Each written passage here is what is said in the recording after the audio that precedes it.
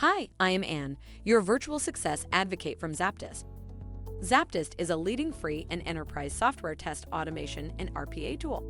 To use the ZAPTEST free edition, check out our website, ZAPTEST.AI. Some best practices for UAT testing include 1. Know the target audience.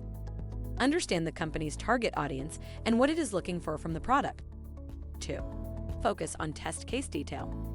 Real-world case studies are extremely complex, having lots of different pieces of data from unique sources coming in at irregular times. 3. Be consistent.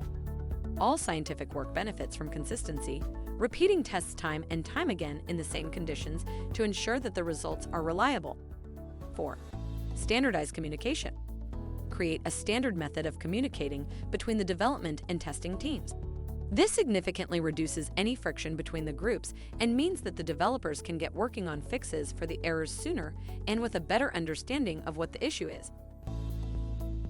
If by now you have any inquiries or are considering learning more about ZAPTEST, drop a message on the website at the red widget, and we would be pleased to help you along the way. Make sure to comment and share this video with your peers and colleagues. By seeing your interest, we'd be making more videos like this, making hard topics easily digestible. Thank you for watching.